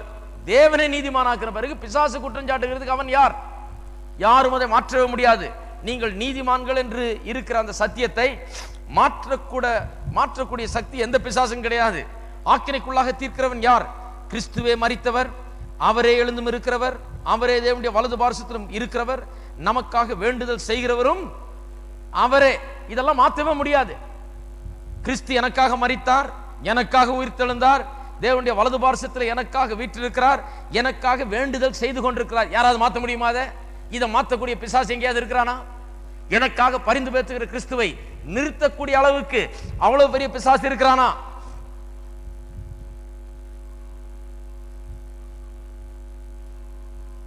அதெல்லாம் செய்து முடித்தாச்சு. அதை மாற்றக்கூடிய ஆள் யாருமே இல்லை. என்னுடைய ரட்சிப்பு நிச்சயம். பாருங்க, எனக்கு தெரிந்த ஒருவர் மருத்துவத்துறையில் பெரிய ஒரு பொசிஷன்ல இருந்தார். தினந்தோறும் மந்திரியை போய் பார்க்கணும். மந்திரிகள் சில நேரத்தில் எல்லாரும் இவங்களுக்கு முன்னால ததிகனத்தம் போடணும்னு நினைப்பாங்க. சொல்றதெல்லாம் செய்துக்கிட்டு நல்லது கெட்டது எல்லாத்தையும் செய்துட்டு இருக்கணும்னு நினைப்பாங்க. அப்படி நினைச்ச ஒரு மந்திரி இவர்கிட்ட சில காரியங்களை சொல்லி பார்த்து இவர் செய்ய முடியாதுன்னு சொன்னதுனால கோபம் வந்துருச்சு. அவர் அங்கே உட்காந்துட்டு சொன்னாராம், நான் உன்னை என்ன பண்றேன் பார், நான் ஒரு மந்திரி, எனக்கு எவ்வளோ பவர் இருக்கு, நான் என்ன பண்றேன். இவர் சொன்னாராம், ஏயா நீ என்ன பண்ண முடியும்? நான் எம்டி படிச்சிருக்கேன், என் டிகிரியை நீ பிடிங்கிட முடியுமா? கேன்சல் பண்ண முடியுமா? இப்படியே சொன்னாராம் ஒரு மந்திரி கிட்ட. நான் எம்டி படிச்சிருக்கிறேன், என்னோட டிகிரியை நீ கிழிச்சு போட்டுற முடியுமா? இன்னைக்கு கேன்சல் பண்ண முடியுமா? முடியாது. என்னுடைய அறிவு, இத்தனை வருஷமா பிராக்டிஸ் பண்ணியிருக்கிறேன், எவ்வளோ அறிவில் வளர்ந்துருக்கிறேன், எவ்வளோ கற்றிருக்கிறேன், இதை நீ ஒன்றும் இல்லாமல் ஆக்க முடியுமா? முடியாது. என்னுடைய வேலையிலிருந்தே நீ என்ன எடுக்க முடியுமா? அதுவும் முடியாது. என் டிகிரியை பிடுங்க முடியாது, என் வேலையை பிடுங்க முடியாது, என்னுடைய அறிவை பிடுங்க முடியாது, என்னுடைய ஞானத்தை பிடுங்க முடியாது, என்னுடைய திறமையை பிடுங்க முடியாது. ஒன்றுத்தையுமே நீ என்னிடத்துலேருந்து பிடுங்க முடியாது. ஒன்னே ஒன்று செய்யலாம், எங்கேயா தண்ணி இல்லாத காட்டுக்கு என்ன தூக்கி போடலாம். நீ என்ன பண்றியோ பண்ணிக்கொண்டான். நாம் அந்த பொசிஷன்ல தான் இருக்கிறோம். யார் நம்ம என்ன செய்ய முடியும்? கிறிஸ்துவே எனக்காக மரித்தார், அவரே எனக்காக உயிர்த்தெழுந்தார், அவரே எனக்காக பிதாவின் வலது பாசத்தில் வீற்றிருக்கிறார், அவரே எனக்காக வேண்டுதல் செய்கிறவர். இதை யாராவது மாற்ற முடியுமா? மாற்ற இவைகள்லாம் உண்மைகள், இவைகள்லாம் சத்தியங்கள், இவைகளை யாரும் மாற்றவே முடியாது. இதை கேன்சல் பண்ணவே முடியாது. அவர் எனக்காக மரித்து விட்டார், ரத்தம் சிந்தி விட்டார், என்னுடைய பாவத்தை போக்க என்னை கழுவி விட்டார், என்னை நீதிமான் ஆக்கிவிட்டார், வலது பார்சத்தில் உட்கார்ந்து கொண்டு எனக்காக பரிந்து பேசிக் கொண்டிருக்கிறார். இதை யாராலும் அசைக்கவே முடியாது. அதை நான் விசுவாசிக்கிறேன். ஆகையால தான் உணர்ச்சிகளுக்கு நாம் இடம் கொடுப்பதில்லை. பிசாசு வந்து சொல்லுவான், நீ பாவி, நீ செய்த பாவம்லாம் உனக்கு ஞாபகம் இல்லையா, நீ எப்பேற்பட்ட ஆள், இன்னைக்கு நம்ம பைபிளை தூக்கிட்டு நீ பைபிளை தூக்கிட்டு தெரியுறியா அப்படின்வான். எப்பேற்பட்ட பாவியா இருந்தாலும் அந்த ரத்தம் எனக்காக சிந்தப்பட்டது, என்னுடைய பாவங்கள் கழுவப்பட்டது, கிறிஸ்து எனக்காக மரித்தார், உயிர் தெழுந்தார், வலது பாரசத்தில் இருக்கிறார், இன்றைக்கு எனக்காக அவர் வேண்டுதல் செய்து கொண்டிருக்கிறார். எனக்கு விரோதமாய் இருப்பவன் யார்? கர்த்தர் என் பட்சத்தில் இருக்கிறார், எனக்காலம் செய்து முடித்து விட்டார். அப்ப ரட்சிப்பின் விசுவாசம் என்பது அதிலே உறுதியா இருப்பது, உணர்ச்சிகளை சார்ந்து இருப்பதில்லை. இன்னைக்கு ரட்சிக்கப்பட்டது போல இருக்கும், நாளைக்கு ரட்சிக்கப்படாதது போல இருக்கும். அப்படி கிடையாது இல்லையா? நான் அடிக்கடி சொல்லுவது, ஒரு ஆளு கல்யாணம் பண்ணி வச்சேன். கல்யாணம் பண்ணி வச்ச என் நண்பர், அவர் கல்யாணம் பண்ணி வச்சுட்டு அவர்கிட்ட போய் சொன்னேன், ஏன் கல்யாணம் பண்ண மாதிரி இருக்கான்னு. அப்பவே அந்த கேப்ல வாக்கு கொடுத்த உடனே ரொம்ப ஸ்நேகிதனா இருந்ததுனால நான் அந்த ஆளுக்கிட்ட போய், என்ன கல்யாணம் பண்ண மாதிரி, டு யூ ஃபீல் மேரிட்னு கேட்டேன். அந்த ஆள் சொன்னார், இல்லை சாம், எப்பவும் போல தான் இருக்கிறேன், நேற்று மாதிரியே தானே. நான் சொன்னேன், அடி வாங்குவேன், இப்போ கையெழுத்து போட்டாச்சியா, வாக்கு கொடுத்தாச்சு, நீ இப்போ எப்படி ஃபீல் பண்றன்றதை நான் கேட்கல. ஃபீலிங் அப்புறம் வரும். எங்க காசை செலவழிச்சு எங்க போனேன், எப்படி ஏன் வந்து இவ்வளோ லேட்டாக வந்தேன்னு வீட்டில் கேட்கும் போது அப்போ ஃபீலிங் வரும், ஓஹோ நம்ம கல்யாணம் பண்ணியிருக்கிறோம், இன்னொரு ஆளுக்கு பதில் சொல்லணும்னு. ஃபீலிங் வரலனாலும் நீ கல்யாணம் பண்ணி இருக்கிறது உண்மையா? சில நேரத்தில் கல்யாணம் பண்ணாத பிரம்மச்சாரி போல இருக்கலாம், ஃபீலிங் வரலாம், ஆனால் பிரம்மச்சாரி ஆயிட முடியாது. நாம் ஃபீலிங்கின்படி நடக்கிறது இல்லை, உணர்ச்சிகளின்படி நடக்கிறது இல்லை. எதன்படி நடக்கிறோம்? உண்மையின்படி நடக்கிறோம், சத்தியத்தின்படி நடக்கிறோம். என்றைக்கு வாக்கு கொடுத்தோமோ அன்னைக்கு கல்யாணம் ஆயிடுச்சு, முடிஞ்சுது. இது என்ன உணர்ச்சி? ஒரு நாள் மனைவியே வேண்டான் இருக்கும், இன்னொரு நாள் மனைவி தான் வேணும்னு இருக்கும். இதெல்லாம் சகஜம். ஒரு நாள் ஏண்டா கல்யாணம் பண்ணோன்னு இருக்கும், இன்னொரு நாள் கல்யாணம் பண்ணலன்னா நம்ம கதி என்னன்னு இருக்கும். இதெல்லாம் உணர்ச்சிகள், இது வரும் போகும், இது அவ்வப்போது வரும் அவ்வப்போது போகும். உணர்ச்சிகளை சார்ந்து இல்லை. தினந்தோறும் எந்திரிச்ச உடனே தலையில 2 தட்டு தட்டி ஞாபகப்படுத்திக்கணும், கல்யாணம் ஆயிடுச்சு, பொறுப்பா நடந்துக்கணும், இவ்வளவுதான், இப்படிதான் இருக்கணும். சத்தியத்தின்படி தான் நாம் வாழுகிறோம். ரட்சிப்பும் அப்படிதான். ரட்சிப்பு என்பது உணர்ச்சியின்படி வாழுகிறது அல்ல, உணர்ச்சியை பார்க்கறது இல்லை. கர்த்தருடைய வார்த்தை தினந்தோறும் எந்திரிச்ச உடனே, நான் தேவனுடைய பிள்ளை, கர்த்தர் என்னை நீதிமானாக்கி இருக்கிறார், எனக்காக மரித்தார், உயிர் தெழுந்தார், வலது பாரசத்தில் வீற்றுக்கொண்டு இன்றைக்கு எனக்காக பரிந்து பேசிக் கொண்டிருக்கிறார், எனக்கு எல்லாம் நன்மைக்கே அவர் செய்வார், நன்மையை மாத்திரமே அவர் செய்கிறவர், தேவன் என் பட்சத்தில் இருந்தால் எனக்கு விரோதமாக இருப்பவன் யார்? எல்லா சூழ்நிலையும் நாம் மேற்கொள்ள முடியும். எந்த சந்தர்ப்பம், எந்த சூழ்நிலை, எந்த பிரச்சனையா இருந்தாலும் சரி, நான் தேவனுடைய பிள்ளை, அதை மாற்றக்கூடிய சக்தி இந்த உலகத்தில் எதுக்குமே கிடையாது. உணர்ச்சியை சார்ந்தில்ல. ஆபிரகாமை போல காலையில் எந்திரிச்சு என்ன பண்ணணும்? போய் பூமியின் மண்ணை பார்க்கணும், இந்த மணலை போல ஆக்குவேன்னாரு. சாயந்தரம் போய் பீச்சில் கடலின் மணலை பார்க்கணும், இந்த மணலை போல ஆக்குவார். ராத்திரி மேலே பார்க்கணும், நட்சத்திரம் போல எண்ணிக்கையற்ற அளவுக்கு என்னுடைய சந்ததியை பெருக பண்ணுவார் என்று தேவன் சொல்லி இருக்கிறார். கர்த்தருடைய வார்த்தையே பார்த்து கொண்டிருக்க வேணும். கர்த்தருடைய வார்த்தை என்ன சொல்லுகிறது, அதை நோக்கி கொண்டிருக்க வேண்டும். அதுதான் ரட்சிப்பு. ரட்சிப்புக்கேற்ற விசுவாசம் அதுதான். கர்த்தருடைய வார்த்தை, நீங்கள் ரட்சிக்கப்பட்டீர்கள் என்று சொல்லி இருக்கிறதா, அதிலே நீங்கள் நிற்க வேண்டும், நிலை நிற்க வேண்டும். அதைத்தான் இங்கே, அதற்காக தான் பவுல் அப்போஸ்தலன் ஆபிரகாமை உதாரணமாய் சொல்லுகிறார். ஆபிரகாம் எப்படி குழந்தை பெற்றார் என்பதற்கு உதாரணம் சொல்லுகிறார். சொல்லி அவன் ஒன்றுமில்லாமல் இருந்த போதே அவன் ஆபிரகாம் என்று அழைக்கப்பட்டான். பிறகு ஒரு குழந்தைய எக்கு தப்பா பெற்ற பலனையோ தங்களுடைய சாமர்த்தியத்தையோ காண்பிக்கிற நேரம் அல்ல, தங்களால் ஒன்று செய்ய இயலாமல் இருந்த போது தேவன் வந்து ஒரு அற்புதத்தை செய்கிறார். அதுதான் ரட்சிப்பு. ரட்சிப்பு என்பது நாம் செய்கிற ஒன்றல்ல. ரட்சிப்பு என்கிறது ஏதோ மூச்சு போய்கிட்டு இருந்ததுங்க எப்படியோ காப்பாத்திட்டோம், அப்படி அல்ல. செத்து போனவன ஆண்டவர் என்ன பண்ணுகிறார்? உயிரோட எழுப்புகிறார். அது ஒரு பெரிய அற்புதம். அதைத்தான் இங்கே அப்போஸ்தலன் பவுல் சொல்லுகிறார். ஆபிரகாம் எப்படி விசுவாசித்தாராம்? இல்லாதவைகளை இருக்கிறவைகள் போல அழைக்கிறவர் அவர்னு அதை உணர்ந்து கொண்டார். இரண்டாவது, மரித்தோரை உயிர்ப்பிக்கிறவர் என்பதையும் உணர்ந்து கொண்டார். மரித்தோரை உயிர்ப்பிக்கிறவர். எபிரேயர் 11ஆம் அதிகாரத்திலே ஆபிரகாமை குறித்தும் சாராளை குறித்தும் இப்படியாய் சொல்லப்பட்டிருக்கிறது. எபிரேயர் 11ஆம் அதிகாரம்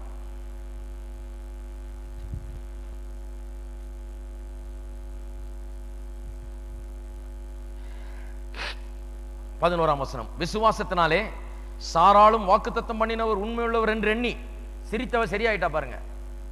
முதல்ல கேட்டு நான் கிளவி ஆயிட்டேன், புருஷன் கிளவன் ஆயிட்டான்னு சொன்னவள் வாக்குத்தத்தம் பண்ணவர் உண்மையுள்ளவர் என்று எண்ணி கற்பந்தரிக்க பலனடைந்து வயது சென்றவளாய் இருந்தும் பிள்ளை பெற்றாள்.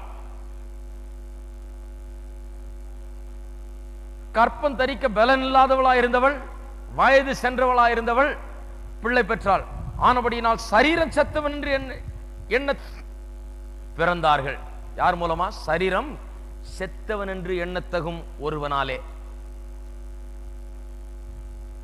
சாராளுடைய கற்பமும் செத்து போயிருந்ததாம். ரோமர் 4ஆம் அதிகாரத்திலே பிற்பாடு சொல்லுகிறார் 17ஆம் வருஷத்துக்கு பிறகு. இங்கே ஆபிரகாமும் சரீரத்தில் செத்தவன் என்று எண்ணப்பட்டானாம். அவ்வளவு வயசாயிடுச்சு. அதுக்கு மேல செத்தவனுக்கும் உயிரோடவனுக்கும் வித்தியாசம் இல்லைங்கிற மாதிரி அவ்வளவு வயசாகி போச்சு. as good as dead ன்னுவாங்க இங்கிலீஷ்ல. செத்த அப்படி இருக்குமோ அவ்வளவு வயசாகி போச்சு அந்த ஆளுக்கு. இருந்தாலும் விசுவாசித்தார்கள். விசுவாசித்தபடினால அது அவர்களுக்கு அப்படி ஆயிற்று. பாருங்க, எவ்வளவு பெரிய பிரச்சனையா இருந்தாலும், எவ்வளவு பெரிய வியாதியா இருந்தாலும், எவ்வளவு பெரிய சுகவீனமா இருந்தாலும், எவ்வளவு பெரிய பிரச்சனையா இருந்தாலும், நாம் விசுவாசத்தில் தேவன் சொன்ன வார்த்தையை பிடித்துக் கொண்டு அதில் நிற்கும் போது, கர்த்தருடைய வார்த்தையை நோக்கி நாம் பார்க்கும் போது, கர்த்தர் செத்ததை கூட உயிரோடு எழுப்புகிறவர். அவரால் கூடாத காரியம் ஒன்றுமே கிடையாது. மனுஷனால இன்றைக்கு நிறைய காரியங்களை செய்ய முடிகிறது. ஆனா ஒன்றை மட்டும் இன்னைக்கு செய்ய முடியல. செத்தவனுக்கு உயிரை கொடுக்க முடியல. செத்த உடனே அவன் பெரிய PhD படிச்ச விஞ்ஞானியா இருந்தாலும் சரி, உலக பிரசித்தி பெற்ற ஐன்ஸ்டைனா இருந்தா கூட சரி, ஒரு ஆள் செத்து போயிட்டா வேற ஒன்றும் செய்ய முடியாது, நின்று அழ வேண்டியதுதான். ஆளு செத்தா வேற ஒண்ணுமே பண்ண முடியாது. உலகத்துல பண்ணுகிறதுக்கு ஒண்ணும் இல்லை. மனுஷன் சந்திர மண்டலத்துல போய் இறங்கி நடந்து உலாவிட்டு வரலாம், போய் வீடை கட்டலாம். மனுஷன் செத்துட்டா அந்த செத்து போன மனுஷனுக்கு ஜீவனை தரக்கூடிய சக்தி எங்கேயுமே கிடையாது. அது தேவனிடத்தில் மட்டும்தான் இருக்கிறது. தேவன் கேட்கிறார், என்னால் கூடாத காரியம் ஒன்று உண்டோ? அதனாலதான் இங்க சொல்லப்பட்டிருக்கிறது, ஆபிரகாம் மரித்தோரை உயிர்ப்பிக்கிற தேவன் என்று விசுவாசித்தானாம். அதாவது என்ன விசுவாசித்தானா? இன்னொரு வார்த்தையில சொல்ல போனா, தேவனால கூடாத காரியம் ஒன்றுமே இல்லை என்று விசுவாசித்தான். எத்தனை பேர் அதை விசுவாசிக்கிறீர்கள்? தேவனால கூடாத காரியம் ஒன்றுமில்லை. பிள்ளை இல்லாதவனுக்கு 91 வயது கிழவனுக்கு பிள்ளை பிறக்கும் என்று தேவனால் கூடாத காரியம் ஒன்றுமில்லை என்று விசுவாசித்தான். தேவனால கூடாத காரியம் ஒன்றுமில்லை. சரீர சுகம் கொடுப்பது தேவனுக்கு பெரிய காரியம் அல்ல. விடுதலை கொடுப்பது தேவனுக்கு கூடாத காரியம் அல்ல. உங்களுடைய வியாதியிலிருந்தும் மற்ற பிரச்சனைகளிலிருந்தும் உங்களை விடுவிப்பது, விடுதலை கொடுப்பது கர்த்தருக்கு பெரிய காரியம் அல்ல. கர்த்தரால் கூடாத காரியம் ஒன்று உண்டோ? இதோ நாம் மாம்சமான யார் மேலும் தேவனாயிருக்கிறேன், என்னால கூடாத காரியம் ஒன்று உண்டோ என்று தேவன் கேட்கிறார். இல்லை, தேவனால கூடாத காரியம் ஒன்றுமே கிடையாது. அதுதான் அதனுடைய அர்த்தம். மரித்தோரை உயிர்ப்பிக்கிறவரை விசுவாசித்தான் என்று சொன்னா தேவனால ஒண்ணுமே கூடாத காரியம் ஒண்ணுமே கிடையாது. விசுவாசம் அப்படி விசுவாசிக்கிறது. விசுவாசம் ஒரு முடிவுக்கு வருகிறது. அதுதான் விசுவாசம் ஒரு முடிவுக்கு வருது. என்ன முடிவுக்கு வருகிறது? தேவனால கூடாத காரியம் ஒன்றுமே கிடையாது. தேவன் சொல்லிட்டார், அவர் செய்ய போகிறார். ரட்சிப்புக்கும் அப்படிதான், சுகத்துக்கும் அப்படிதான், செழிப்புக்கும் அப்படிதான், எதுக்கும் அப்படிதான், வாழ்க்கையில என்ன தேவையோ எல்லாத்துக்கும் அப்படிதான். தேவன் சொல்லிவிட்டார், ஆகையால் அவரால் கூடாத காரியம் ஒன்றுமே கிடையாது. தேவன் சொல்லிட்டாருன்னா கூடாத காரியம் ஒன்றுமே கிடையாது. ஆகையால முதல்ல விசுவாசம் கர்த்தருடைய வார்த்தையை நோக்கி பார்க்கிறது. சூழ்நிலைகளை, சந்தர்ப்பங்களை, உணர்ச்சிகளை அல்ல, கர்த்தருடைய வார்த்தையை நோக்கி பார்க்கிறது. இரண்டாவது, விசுவாசம் தேவன் இல்லாதவளை இருக்கிறவளை போல அழைக்கிறவர். எப்பவுமே இருக்கிறத போல பேசுகிறவர், இல்லாதவற்றை கூட. ஏன்னா அவர் இல்லாதவற்றை நம்முடைய கண்ணுக்கு தான் தெரியலையே ஒழிய தேவனுடைய கண்களுக்கு அது தெரிகிறது. ஆகையால் தான் அவர் அப்படி பேசுகிறார் என்று நாமும் அதை உணர்ந்து இல்லாதவைகளை இருக்கிறவைகளை போல நாமும் பேச வேண்டும். ஏன்னா இல்லாதவைகள் இல்லாதவைகள் அல்ல, இல்லாதவைகள் நமக்கு கண்ணுக்கு தெரிகிற அளவுக்கு இல்லாதவைகள், அவ்வளவுதான். கண்ணுக்கு தெரியாத தூரத்தில் இருக்கிறவைகள். இல்லாதவைகளை நாமும் இருக்கிறவைகளாக அழைக்க வேண்டும். இருக்குதுன்னு நம்புறோம், தினந்தோறும் அதை பண்றாங்க சிலர். ஆனா ஆவிக்குரிய விதத்துல தான் பண்றது இல்லை. சிலர் பாருங்க, தட்டுல சோத்தை போட்டுக்கிட்டு நாயை தேடிட்டு வருவாங்க. நாயை தேடிட்டு வந்து நாய் கண்ணுக்கிட்டே இருக்காது, சுச்சு சுச்சு சுச்சுன்னுவாங்க. எதை பார்த்து செவத்தை பார்த்தா சுச்சு இல்ல, நாய் எங்கேயோ இருக்குதுன்னு தெரியும், கண்ணுக்கு தெரியல, ஆனா இருக்குது. இல்லாததை இருக்கிறத போல அழைக்கிறாங்க. தினந்தோறும் நாய்க்கு சோத்தை போட்டுக்கிட்டு இல்லாத நாய டாமி டாமி டாமின்னு தேடிட்டு வர்றாங்க. டாமி எங்க இருக்குது? கண்ணுக்கு தெரியல, அது எங்கேயோ இருக்குது. கண்ணுக்கு தெரிகிற அளவுக்கு வரும், அது சத்தத்தை கேட்டு வரும். கர்த்தர் அப்படிதான், இல்லாதவளை இருக்கிறவளை போல அழைக்கிறவர். ஏன்னா அது எங்கேயோ இருக்குது. அப்படிதான் நாமும் சுகத்தை குறித்து வேதவசனம் சொல்லுகிறது. அவருடைய தழும்புகளால் நாம் சுகமானோம், குணமானோம், ஆனோம் என்று சொல்லுகிறது வேதம். கர்த்தர் அப்படி சொல்றார், ஆனோம் என்று. அப்ப நாமும் என்ன சொல்ல வேணும்? போயிட்டு நான் சுகமானேன், நான் சுகமானேன், நான் சுகமானேன் தான் சொல்லணும் ஒழிய நான் சுகமாக முயற்சி பண்ணிட்டு இருக்கிறேங்க, இதை பார்க்கலாங்க, இன்னைக்கு இந்த கூட்டத்துக்கு போகலான் இருக்கிறேங்க, நாளைக்கு அங்கே போய் தேடலான் இருக்கிறேங்க, எப்படி சுகமாகுன்னு எதிர்பார்க்க, அப்படி கிடையாது. சுகமானேன், எல்லாரும் சொல்லுவோம் சுகமானேன், சுகமானேன், நான் சுகமானேன். காலையிலும் மாலையிலும் எந்நேரத்திலும் இந்த வார்த்தைகள் தான் வர வேண்டும். நான் சுகமானேன், நான் சுகமானேன், நான் சுகமானேன் என்று. மற்றவர்களுக்கு பார்த்து அது விளங்காது. நாய் இல்லாத நாய் இருக்கிறது போல கூப்பிடுவாங்க, ஆனா நான் சுகமானேன்னு சொல்றது மட்டும் கோபம் வரும். அது எப்படியா? இதான் விசுவாச போதனையா? இப்படிலாம் தான் பண்றதா? பொய் சொல்றதா அப்படின்வாங்க. கிடையாது. கர்த்தருடைய வார்த்தை சொல்லுகிறது, சொன்னா அது பொய் கிடையாது. கர்த்தருடைய வார்த்தை சொல்லுகிறது நான் சுகமானேன். ஆகையால் நான் சொல்றேன் நான் சுகமானேன். கர்த்தருடைய வார்த்தை சொல்லுகிறது எனக்கு ஒரு குறைவும் கிடையாது என்று. ஆகையால் நான் சொல்லுகிறேன் எனக்கு ஒரு குறைவும் கிடையாது. கர்த்தர் எனக்காக வானத்தையும் பூமியும் அசைக்கிறார். சந்திரனையும் சூரியன் நில்லுன்னா நிற்கும். எனக்காக எனக்காக எதையும் செய்வார் கர்த்தர். எனக்கு ஒரு குறைவும் கிடையாது அப்படின்னு விசுவாசிக்கிறோம். விசுவாசம் கர்த்தர் இல்லாதவர்கள் இருக்கிறவர் போல அழைக்கிறார் என்பதை விசுவாசிக்கிறது. மூன்றாவதாக, கர்த்தரால் கூடாத காரியம் ஒன்று இல்லை என்கிற முடிவுக்கு விசுவாசம் வந்து விடுது. சாராள் முடிவுக்கு வந்துட்டா, ஆபிரகாமும் முடிவுக்கு வந்துட்டா. ரெண்டு பேரும் கொஞ்ச நாள் அதை எதிர்த்தாங்க. ரெண்டு பேரும் முதல் தடவை தேவன் அவர்களோடு பேசும்போது எப்படி இது ஆகும், இதெல்லாம் ஆகாதுன்னு நினைச்சாங்க. ஆனால் கடைசியில் முடிவுக்கு வந்துட்டாங்க. என்ன முடிவுக்கு வந்துட்டாங்க? கர்த்தர் சொன்னால் அது நிச்சயமாக ஆகும் என்பது. அதுதான் விசுவாசம். கர்த்தரால் கூடாத காரியம் ஒன்றுமே கிடையாது. ரட்சிப்பிலே பாருங்க. ஆகையால் தான் ரட்சிப்பை பெறுவதை எப்படி வேதம் சொல்லுகிறது? ஜீவனை பெறுகிறோம் என்று சொல்லுகிறது. அது ஏன்? ஒரு செத்த மனுஷன் எப்படி உயிர்ப்பிக்கப்படுகிறானோ அதுபோலதான் ரட்சிக்கப்படாது இருக்கிறவன், பாவத்தில் விழுந்து கிடக்கிறவன், தன்னைத்தானே அவன் தூக்கி எடுக்க முடியாது, தன்னைத்தானே விடுவித்துக் கொள்ள முடியாது, தன்னைத்தான் ரட்சித்துக் கொள்ள முடியாது. அவனுடைய யோகியதை, அவனுடைய கிரியை ஒன்றும் அங்கே எடுபடாது. ஆகையால் தான் தேவன் அவனுக்கு என்னத்தை கொடுக்கிறாராம்? ஜீவனை கொடுத்து மரித்தவனாயிருக்கிறவனை உயிரோடு எழுப்புகிறார். தேவனாலே கூடாத காரியம் ஒன்றுமே கிடையாது. இன்றைக்கு விசுவாசத்தை நீங்கள் பிடித்துக் கொள்ளுங்கள். உணர்ச்சியை அல்ல, மற்ற விதமான காரியங்களே அல்ல, கர்த்தருடைய வார்த்தையை பிடித்துக் கொள்ளுங்கள். கர்த்தருடைய வார்த்தையில் நில்லுங்கள். கர்த்தர் சொல்கிறார் நீங்கள் நீதிமான், கடைசி வரைக்கும் நீதிமான் தான். அதை மாற்றக்கூடிய சக்தி உலகத்திலேயே கிடையாது. கர்த்தர் இல்லாதவர்கள் இருக்கிறவர்களை போல அழைக்கிறவர். ஆயால் அதை புரிந்து கொண்டு கர்த்தருடைய வார்த்தை என்னெல்லாம் இருக்குதுன்னு சொல்லுறதோ அதெல்லாம் இருக்குதுன்னு சொல்லுங்க. எனக்கு இப்போ இல்லைங்க, என் வீட்டில் இன்னைக்கு இல்லைங்க, என் பாக்கெட்டில் இன்னைக்கு, அப்படி கிடையாது. இருக்குது, வேத வசனத்தில் இருக்குது. கர்த்தர் சொல்லுகிறார் இருக்கிறது என்று. ஆகையால் அதை இருக்கிறது என்று சொல்லுங்கள். மூன்றாவது, கர்த்தரால் கூடாத காரியம் ஒன்றுமே இல்லை என்கிற முடிவுக்கு வாருங்கள். அப்படிதான் ஆபிரகாம் பிள்ளையை பெற்றான். அப்படிதான் ஆபிரகாம் நீதிமான் ஆக்கப்பட்டான். கர்த்தர் அவனை அழைத்து கொண்டு வந்து விக்கிரகாராதனையில் இருந்து அவனை கொண்டு வந்து நான் உன்னுடைய பிள்ளை ஆக்குறேன், உன்னை பெருத்த ஜாதி ஆக்குவேன்னு சொன்னப்ப அவனுக்கு முதல்ல நினைச்சு பார்த்தப்ப இதெல்லாம் முடியுமா? கூடாதே, இதெல்லாம் எப்படி ஆக, எனக்கு ஒரு பிள்ளை கூட இல்லையன்னு நினைச்சான். அப்புறம் ஒரு முடிவுக்கு வந்தான். கர்த்தரால கூடாத காரியம் ஒன்றுமே இல்லைன்னு சொல்லி போற இடம்லாம் நான் திரளான ஜாதிக்கு தகப்பன், திரளான ஜாதிக்கு தகப்பன், திரளான ஜாதிக்கு தகப்பன் சொல்லிக்கிட்டே தெரிஞ்சான். இன்னைக்கு திரளான ஜாதிகளுக்கு அவன் தகப்பன் ஆய்விட்டான். ஆனா அன்னைக்கே விசுவாசத்தில் அவன் ஆய்விட்டான். அப்ப நீங்க என்ன பண்ணணும்? நீங்களும் வேத வசனம் சொல்லுகிறதை சொல்லிக்கிட்டே இருக்க வேண்டியதான். வேத வசனம் எல்லாம் என்னவெல்லாம் இருக்கிறது என்று சொல்லுகிறதோ அது இருக்கிறது என்று சொல்லுங்கள். அது அப்படியே ஆகும். எல்லாரும் எழுந்து நிற்போம்.